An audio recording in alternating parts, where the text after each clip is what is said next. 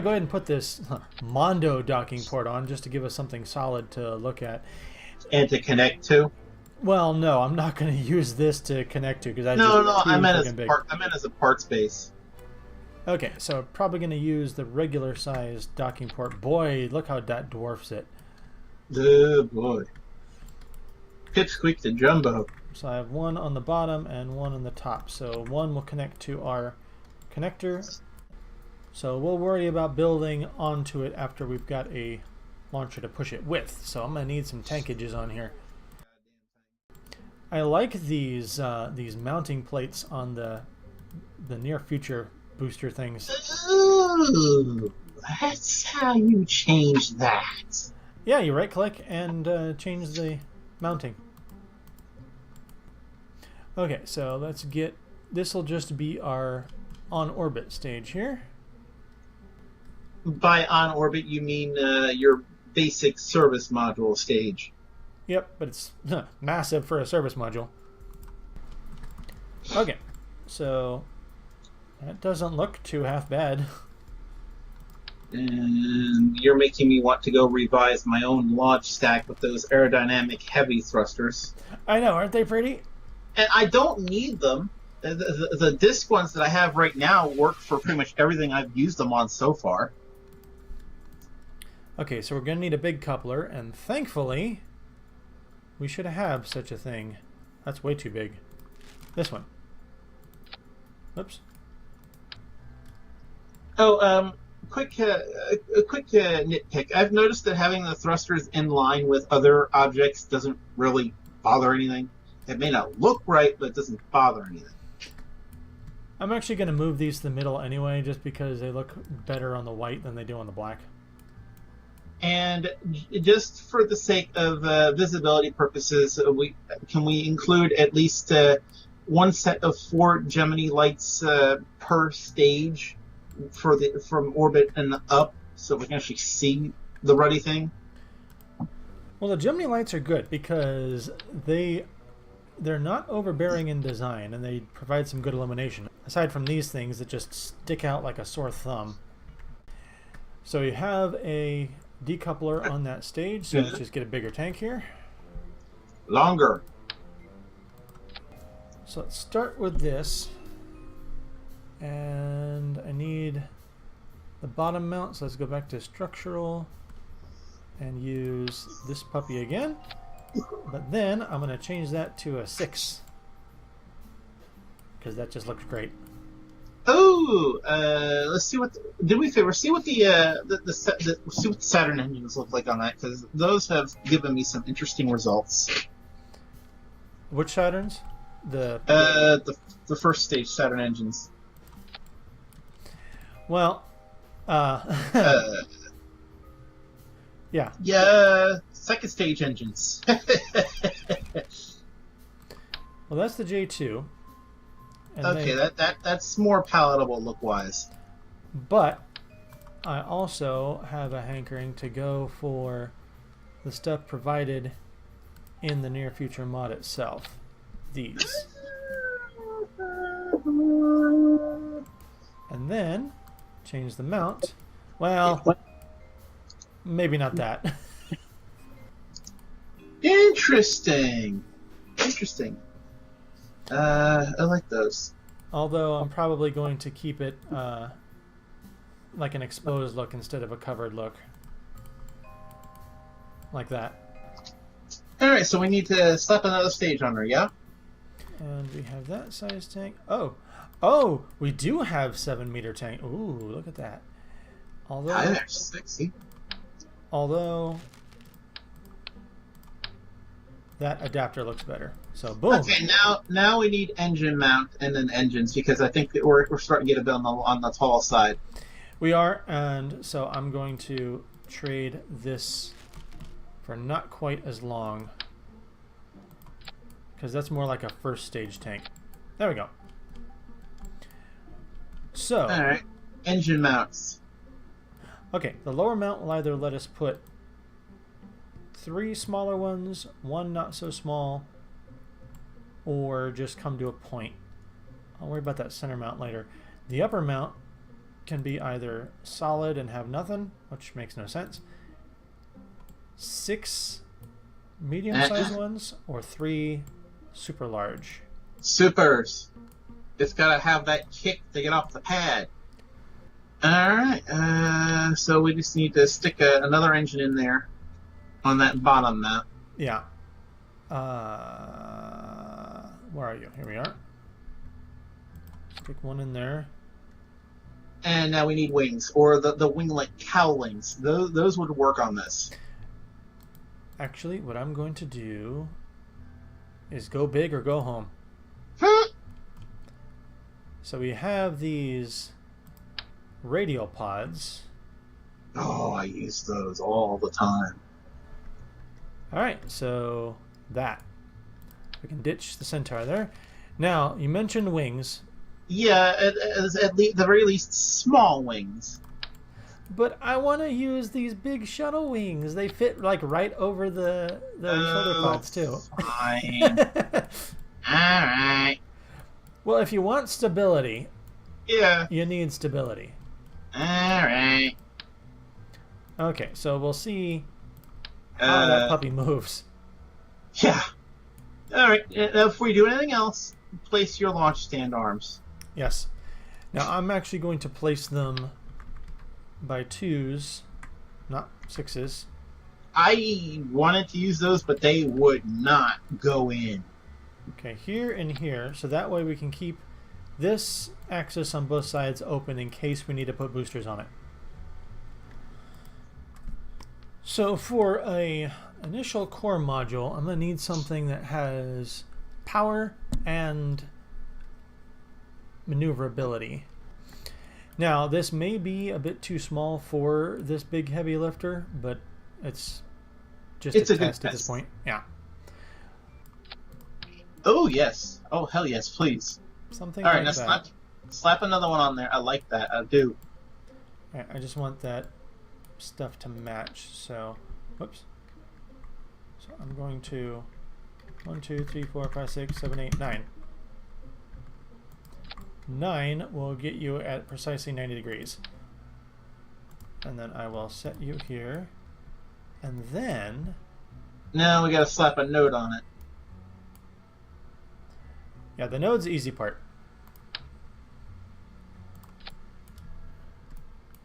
You know... I sense disagreement. Well, I'm pondering... Ah, okay. Eureka! Oh, but wait. If I just do it like, as long as the bottom's it's not visually tapped. Darn it! Ah, this one isn't long enough. Darn it. Let's put this one in there, and then once again, 1, 2, 3, 4, 5, 6, 7, 8, 9. K1, master of the finger memory. Yeah, sometimes. So, yeah, this genius here gave me all the proper steps for transferring fuel from one segment to another of a spacecraft, and forgot to tell me I need to hit, I believe it was Alt key? Yeah. Okay. So I can put a couple of girder things in here, and this can be what will eventually form our central truss. Click that on here, so we can actually dock our stuff to that later. Because first thing I'm going to do is put the radiators. That's way too big. All right, now extend them. Oh yeah, that's plenty big. So put them. I'm actually going to double them up. Here. So mount them right up against the edge. Or the other option is to mount them here. Oh yeah. And here. Oh yeah. That way we don't get in the way of our docking ports. I like that better. Oh yeah. Oh yeah. I don't like the windows being here on this first one because this is basically just a cargo area. I think we're gonna have to lump it. In all honesty, What I think I'm gonna do is use the attachment node and just put a pair of radials right here. Oops. Okay. So just do that. So we need something that'll get on here physically. We have the basic Kerbal arrays. thrusters. Right.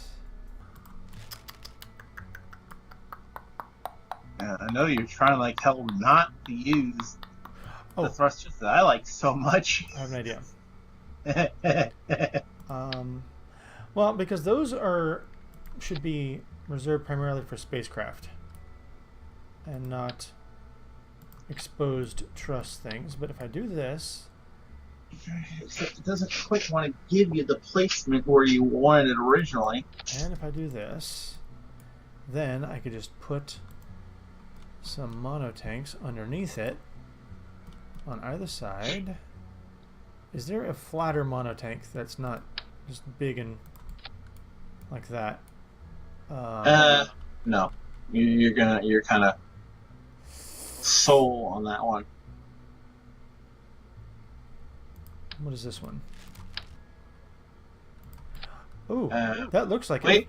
Click on it. No, in the parts list. Oh, it's yeah. Then, so it looks like it's just feeding directly into those thrusters, so they have a reason to be mounted externally. And of course, it gives us a bit of a safety margin with our booster stages as well, because it's got the oxidizer, fuel, and monoprop built in. Well, not much. It's enough to make the main engine spit. So, the first thing we're going to have to do after disconnecting this is figure out exactly what the fairing is going to. We're going to, and it's not quite attached yet. Well, I can't because it won't. This is the one drawback to building this way. Is the fairing won't let you connect the fairings later. There's the cat. Hi, Katie. He's louder than yours. I don't know, mine's pretty loud. Okay, so take this fairing here, and then up like that. Higher. Up Oh, a bit, nice. up, and then enclosed a bit, up a bit, and then lock it off. And if I take, well, that should work. Just do that and stick that on there just for the sake of. Scroll up. What? Okay, good. I was doing a fairing fit check. Alright, now I have one request. Before we actually try to launch this thing, let's take it to the pad, and I want to see the fairing pop off on the pad. Okay, so one final check through. We have lights. We have thrusters. We don't need Oh. Uh-oh. Ladders. We're going to need spaces to grab onto. Silly cat. Because if we're going to be able to connect struts from one point to another, we need somewhere for a Kerbal knot. Yeah, because doing a swan dive, as it were, in zero-G is, how do I say this? Not my idea of fun. Too many of that, and you're going, Elvis. You're going right up. Shut up, you. Okay, so just Claws.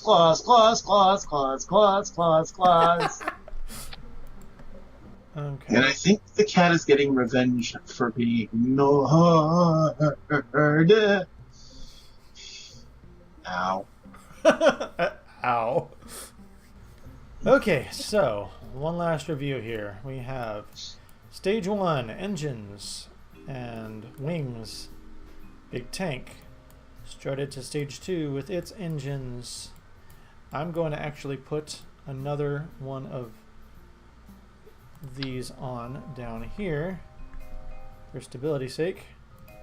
And it draws from liquid stores instead of a monoprop. Connected to third stage on orbit engine that connects to our core. Is there remote control on it? Where's Pioneer? Oh, there you are. Oh, that looks odd. Oh, duh me. Agena. Does it have a thruster on it? And use the Agena thruster quad. And Agena counts as a remote unit, I do believe. Yes, it does. There you are. And that is a monoprop engine mount. Doesn't have to be fancy. And now I can put those little 1x6s on. Just 2 on either side. Like so. Alright, now zoom out. Oh, it just fits. It just fits. Yep. We have no more room. Nope. Save. Okay, first priority is to do a fairing sept test. Thrust is all You don't have to rearrange the action group. You just click the button. All right, now hit your G key. I want to watch these parts blow up. Oh, they don't blow up. They just thud. No. Turn on the lights. Then click on the G key.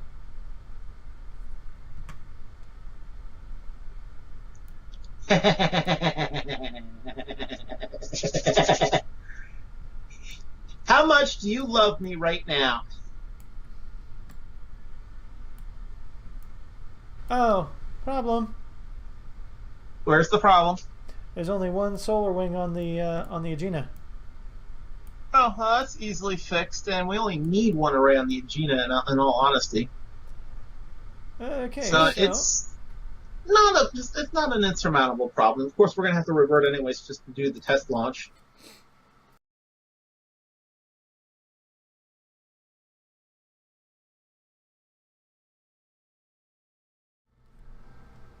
Okay, and thanks to the magic of editing, we need to make some changes because this didn't turn out quite the way I'd originally thought. We put it into orbit and encountered some troubles. Yeah, such as the lack of complete control once we ditch the Agena, for example. Yeah, I'm gonna have to flip that anyway. But these lights are These lights are pointless. They're not putting out anywhere as much illumination as we had expected. In fact, if you want to illuminate the station proper, I would have relocated them to the center module where that has the 2 solar arrays connected to it. I would have put them there because that would have illuminated more of the station proper. Yeah, we'll play with that. I need to put this back on here just so I can grab it. We are not going to use this module here. It is kind of pointless. It just makes the station larger for... Okay, why don't you turn? There we go. So put those like... You have no idea how much fighting I had with the lights just to get them to turn the way I wanted them to. Okay. There we go. There we go. That looks better. That looks like it actually fits somewhere. If I do it like that, it looks a bit more indented and might belong. I'll tilt it back a bit and leave it in there, so that way it's not sticking out quite so much. Okay, so you fix the lighting problem. We think. A remote guidance unit. Like so. Okay, and can we shoehorn a battery in there? We only really need one. Well, the battery is going to be connected to it via another module I'm going to stick on So I'm going to take this small one, which is also some more monoprop. That makes me happy. And we need, I think, another docking connector so we can just ditch the monoprop when we're actually ready to plug something into it. We do, but we also want... Actually, I'll stick the battery below the...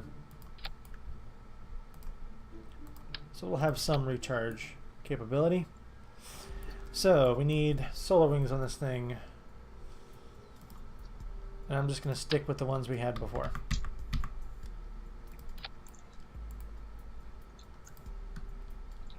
Because they look just fine for our temporary purposes. Now I'm going to take this moment to highlight a little something else that happened. There was an update when we weren't watching. Because we normally have these payload bays that are like a 375 meter variety. Way the hell too small for our current purposes and way the hell too unwieldy. Somewhere along the line they added a 5 meter variety. If it wasn't for the fact that the core module is maybe, you know what, close the doors on that. I want to see. The problem is the truss connectors poke out, as do the radiators. Kind of like so on both sides. But otherwise, this thing, if we had this before when we were building the super truck, oh my god. Connect it up top again and then put the nose cone on. Yeah. I'm going to move that down so I can stick this up top. This thing makes me touch myself. We have so much more room to get the whatever the hell is in this out now. Way more forgiveness. Hell, we don't even have to put a capsule up top on the damn thing now. Nope. And needless to say, we're going to heavily revise the Saturn Nova launch stack because, oh my god, does that thing fight us. Well, I'm going to revise this one too. Because that looked cool, but it created a problem. But I know how to fix it. And I think I'm going to just ditch the Nova entirely because, well, yeah. I think there are no words. There really are no words. You know, does this still fit? It should. We didn't make overly that many changes. I mean, we ditched a module here, but we added some links, so it might still fit in there nice and snug. Aha! Look at that. It's perfect, like a glove. Okay, so let's get this thing mounted in here. And okay, so one other thing. Yeah, we need to go from 8 to 4 and some kind of vernier thrust stabilization, I think. If this thing decides to death spiral on you, you know. Those big engines look cool as well as how they're nestled in there, but I found something else that'll give even more power if we use this skirt. We can put way more engines in there. We can put the engines directly in there. It'll look like a N1. Oh dear God. And we have more mounting points, so we can put some big engines in there too. Now, I don't think more than that is actually necessary. Because I tried doing the whole, like, full bout thing. And oh my god, this thing was like instant 300 meters per second, less than 100 feet off the pad. Like you had to throttle down in a hurry too, didn't you? Oh yeah. Okay, so I've got full throttle. We'll see how one ring does. Please, dear Lord, do not let us screw this up. I'll give you a count. 3, 2, 1, light it. I gotta turn that volume down. It looks stable so far. We're already at 100, so throttling down.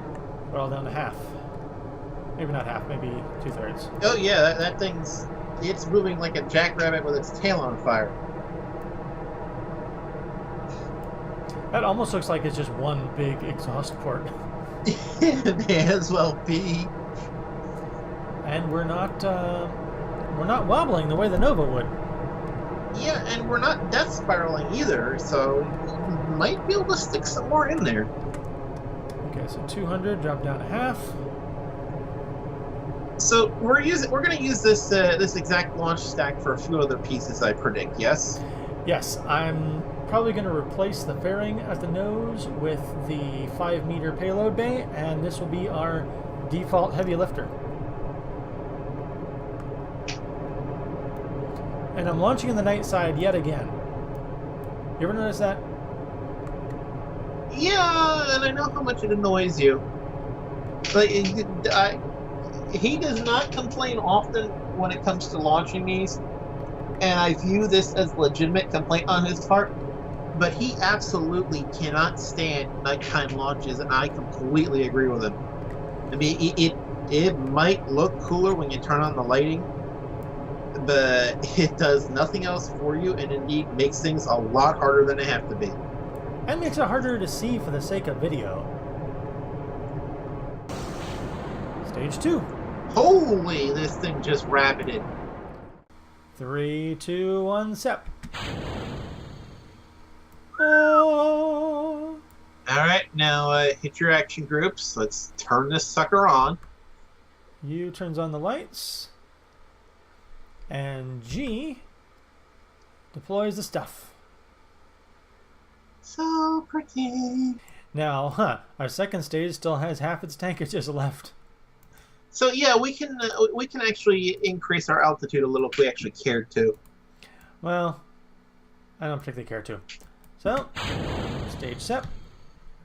Give ourselves a little boost to pull away. And let's give that a go. Engine fire.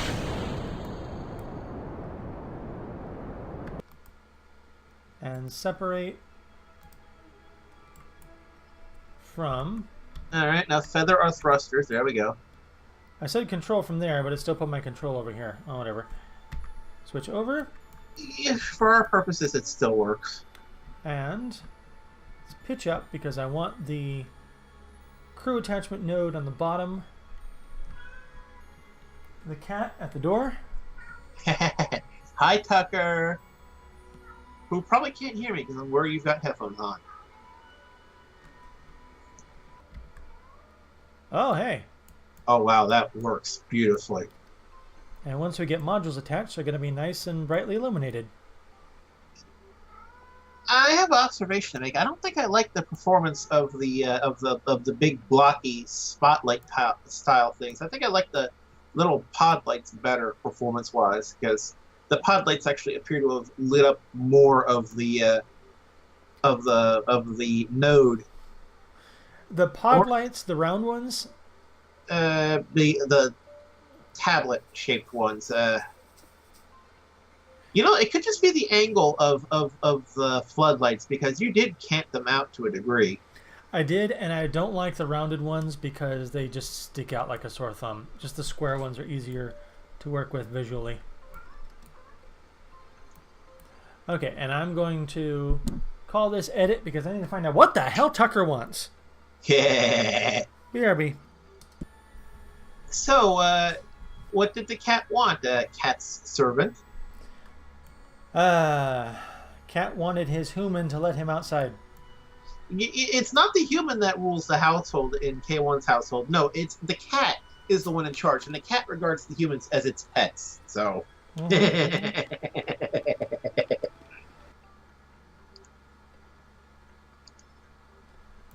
As we're about to come into the sunlight, we are watching that battery carefully.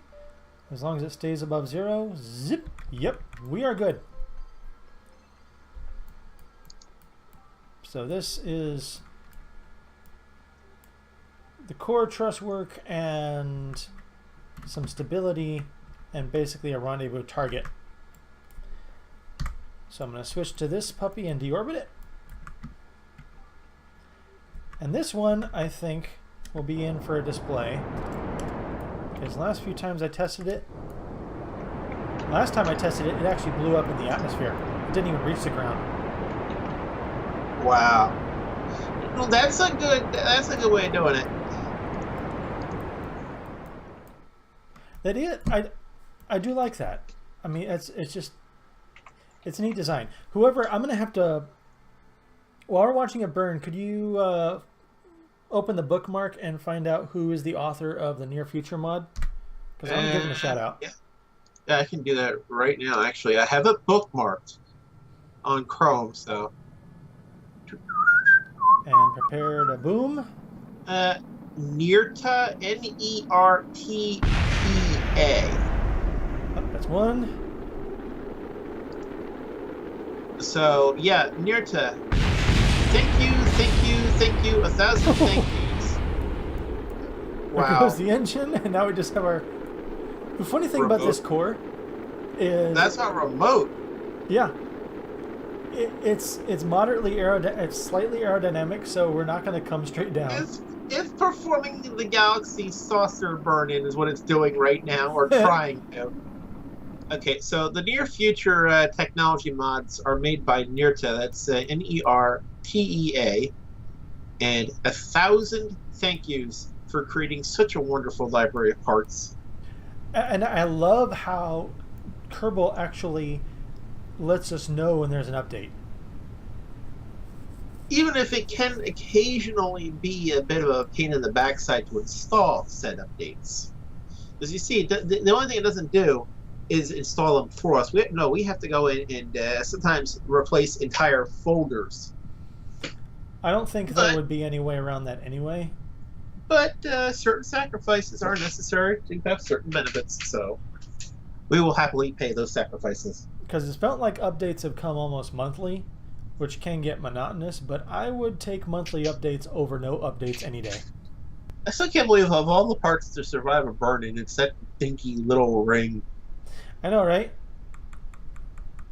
By all rights, anything that enters the atmosphere should burn to a cinder, but apparently not in this case. And will we side or belly flop? Sideways.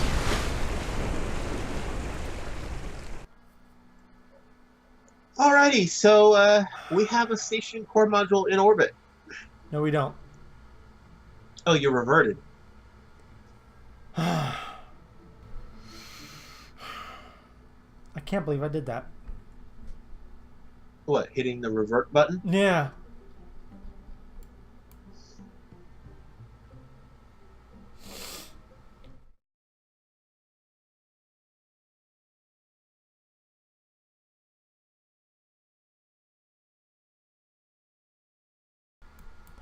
So now that we're up, let's rename this puppy.